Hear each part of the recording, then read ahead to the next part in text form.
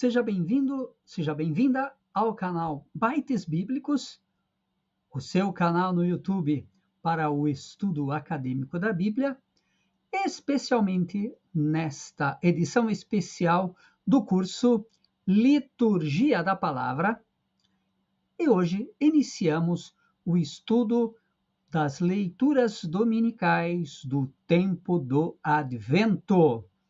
Tempo do Advento de 2024, com as leituras do assim denominado Ano C, que tem como carro condutor o Evangelho de Lucas.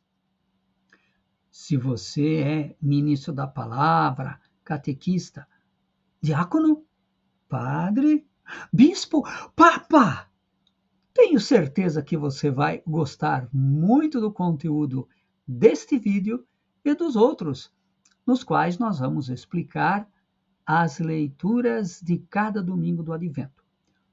O primeiro vídeo já está disponível com as leituras do próximo final de semana, primeiro domingo do Advento. Nas semanas sucessivas, disponibilizaremos os outros vídeos. Bom proveito, tenho certeza que você vai gostar muito. Vamos lá, o tempo do Advento. E é sempre bom recordar, então, o tempo do Advento, ele é marcado ali pelos paramentos roxos, né? E o tempo do Advento não é um tempo de penitência, um tempo de espera. O tempo do Advento tem duas partes. Na primeira parte, nós antecipamos a segunda vinda de Cristo. Olha que coisa. Na primeira parte, a gente fala da segunda vinda, e na segunda parte, a gente fala da primeira. Meio invertido, meio vesgo o negócio aí. Atualizamos o nascimento de Jesus na segunda parte. Vamos ver isso aí com calma antes de entrarmos nos textos. Então, vamos lá. Então, em primeiro lugar, advento vem do verbo latino advenire, quer dizer, uma partícula, né, ou uma preposição, e o verbo vir, né? Então, aquilo que está por vir, aquilo que está chegando, ou aquela pessoa que está chegando, né? Quer dizer, então, esta ideia é muito importante. Não é um tempo de penitência, apesar de a gente usar o roxo, é um tempo de esperança, né? E na liturgia, tanto nas leituras como nas orações, e não só no domingo, mas também ao longo da semana, nós temos duas etapas no tempo do Advento. A primeira etapa vai até o dia 16 de dezembro, e nós celebramos a segunda vinda de Cristo, que será a Natal da parousia.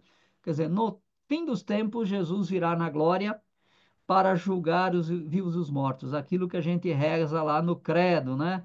Está sentado à direita de Deus Pai Todo-Poderoso, de onde há de vir para julgar os vivos e os mortos. Há de vir, tá vendo? Há de vir para julgar os vivos e os mortos. Então, quer dizer que nós antecipamos a parousia. Essa palavra grega aí significa visita, daqui a pouquinho nós vamos falar dela. Agora, do dia 17 de dezembro até o Natal, nós celebramos a primeira vinda de Cristo, né? Quer dizer, Jesus que vem ou que veio na nossa carne para inaugurar o tempo da salvação, para inaugurar o tempo messiânico. Então é por isso que nós atualizamos o nascimento de Jesus. Quer dizer, então celebramos a atualidade do nascimento de Jesus. Jesus precisa nascer para nós hoje, na nossa circunstância, na nossa sociedade. Então, essas são as duas etapas do tempo do Advento. Agora, ao longo de todo o tempo do Advento, são três personagens, três figuras que predominam: o profeta Isaías, João Batista e Maria. Como é que funciona isso daí? Vamos ver lá. Então, João Batista em primeiro, aliás, Isaías em primeiro lugar, né? É, é sempre bom recordar aquilo que nós já falamos mais de uma vez, que o livro de Isaías foi escrito em mutirão. O livro de Isaías que nós temos nas nossas Bíblias é composto por três partes. A primeira parte, do capítulo 1 ao 39, escrito pelo Isaías de Jerusalém, o Isaías de verdade, e outros profetas, antes e durante o exílio. Então, porque é o único profeta que a gente sabe o nome, é o Isaías de Jerusalém, e por causa disso ele acabou ficando com a fama de ter escrito o livro inteiro, mas ele escreveu só alguns capítulos. A segunda parte, escrita durante o exílio na Babilônia, é, tem lá os capítulos de 40 a 55. Há uma grande discussão se foi escrito por um profeta só, se foram vários profetas anônimos. De qualquer forma, esta parte do livro é chamado de Segundo Isaías. E o terceiro Isaías, ou Trito Isaías, dos capítulos 56 a 66, é um amontoado de profecias anônimas do período pós-exílio. Então, este aí é o livro de Isaías que nós temos. No tempo do advento, nós vamos ter, nos 3 anos, anos A, B e C, falando isso só da liturgia dominical, pedaços das três partes. Então, todos os textos de Isaías que aparecem na liturgia são um forte convite à esperança, seja diante de uma catástrofe, de catástrofe nacional, como guerra, fome, exílio, voltar para uma região devastada, reconstruir a sociedade, convite à esperança. Estes textos, em tempos posteriores ao profeta, foram aplicados a este personagem enigmático que recebe o apelido de Messias, né, que vem do hebraico Mashiach, e que em grego depois vai ser chamado de Cristo. Então, mesmo que originalmente estes textos não tenham sido escritos pensando no Messias, foram relidos messianicamente. Isto entre os judeus. E depois os cristãos vão continuar esta brincadeira e vão fazer uma releitura cristológica. Então, vão aplicar esses textos a Jesus. Então, uma coisa muito importante é a gente entender o seguinte: o profeta Isaías não estava pensando no senhor JC e nem na mãe dele. São os cristãos que, como eu costumo brincar com os alunos, né? Leem a Bíblia com óculos da marca INRI. O que é óculos da marca INRI? Tudo que leem no Antigo Testamento enxergam Jesus, mas isso é porque o óculos já está é, condicionado. Então, os textos de Isaías, antes de pensarmos em Jesus, temos que entender o contexto do profeta. É a nossa liturgia que vai aplicar depois a Jesus. Mas isso é um momento segundo, a chamada releitura. Agora, quando nós vamos pegar as leituras do Advento, é bastante curioso, porque nos anos A e B, as primeiras leituras são quase todas de Isaías. Se não me engano, somente uma que não é, nos anos A e B. Mas nós vamos iniciar o ano C. E Isaías, aí ano C já está mais, já não é usado tanto. Aparece somente em 2 domingos, como nós vamos ver. Aparece, ele é citado no Evangelho do segundo domingo, e uma coisa estranha, que é meio rara, mas acontece, um texto de Isaías é usado como salmo de meditação no terceiro domingo. Recordem-se que eu já falei, no livro dos Salmos tem salmos, mas existem salmos que não estão no livro dos Salmos, e um deles é o capítulo 12 do livro de Isaías. Então, veja, Isaías é um profeta bastante dominante no tempo do advento, na liturgia, principalmente na liturgia dominical. O outro personagem bastante marcante na liturgia dominical é João Batista, né? Ele é o precursor direto, é o último profeta, como a gente costuma dizer, né? O último profeta do Antigo Testamento, João Batista. Então, João Batista, como precursor, ele prepara tanto a pregação quanto a vida pública de Jesus. E nos textos usados na liturgia que falam sobre João Batista, nós vamos ver lá João que está convidando o povo, quem o escuta, a ter duas atitudes. Em primeiro lugar, um compromisso sério de conversão. Vocês recordam, né? Façam obras de conversão, né? Raça de víboras, quem que ensinou vocês a fugir? Então, e outra atitude que João Batista nos convida é acolher o Messias que já está presente no meio do povo. Então, aí, esta atitude de compromisso e atitude de acolhimento. Agora, nas leituras dominicais do Advento, nós vamos ver João Batista principalmente no segundo e no terceiro domingo de cada ano.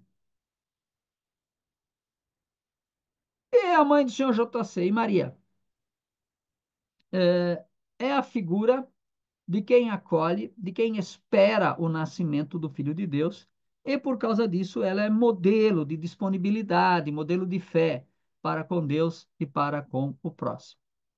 Mas aí, como nós vamos ver, a, a, a, a figura de Maria vai aparecer sempre no domingo depois, na segunda etapa, né? Sempre praticamente no quarto domingo do Advento, porque aí já é a preparação imediata para o Natal. Então, lembra que eu falei, né? Advento um é a segunda, Advento 2 é a primeira. Então, a primeira parte do Advento, falamos da segunda vinda de Cristo. Um é dois, dois é um. Vamos dizer assim. A primeira parte do Advento.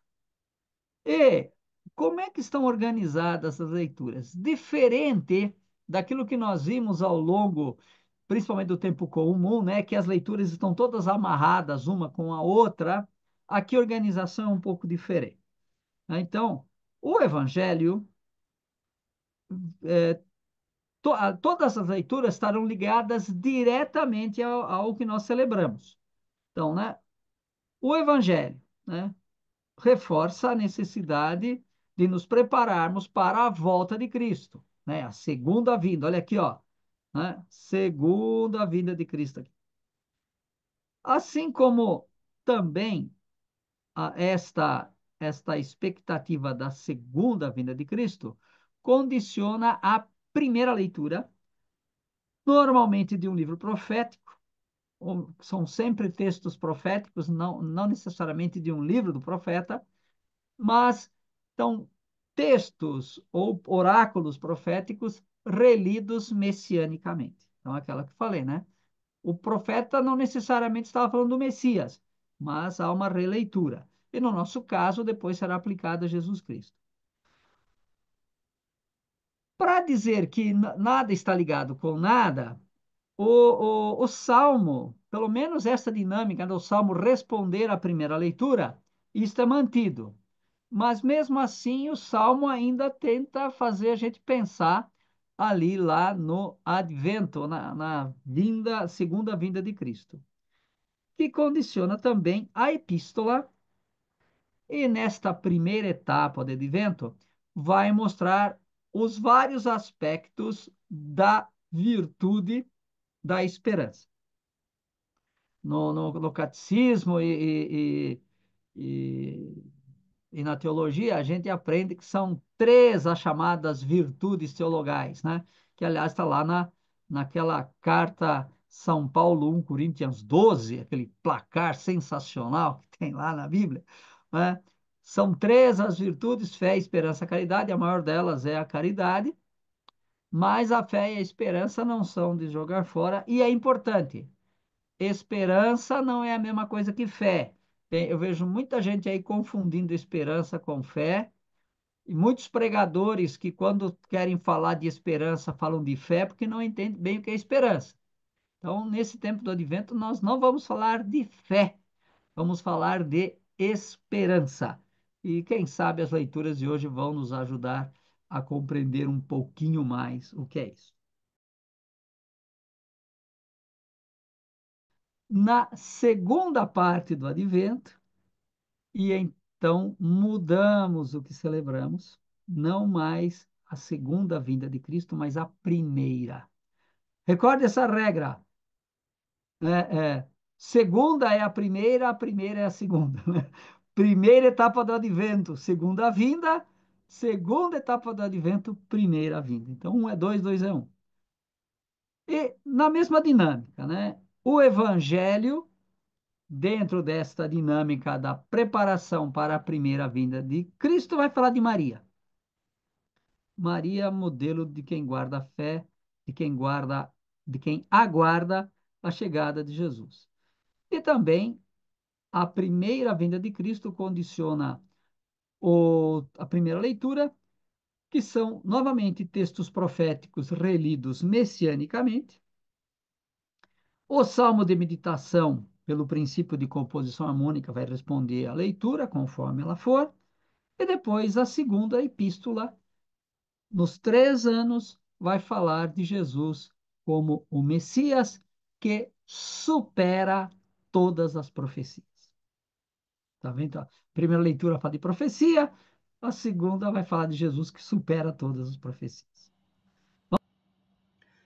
Então, o que você achou? Legal, né? Quanta coisa nova, quanta coisa interessante que às vezes a gente nem percebe. Então, não perca tempo. Procure já imediatamente o vídeo com as explicações das leituras do primeiro domingo do Advento. Deixe o seu like, subscreva-se no canal, clique no sininho para receber notificações. Bom advento para você e até o próximo vídeo.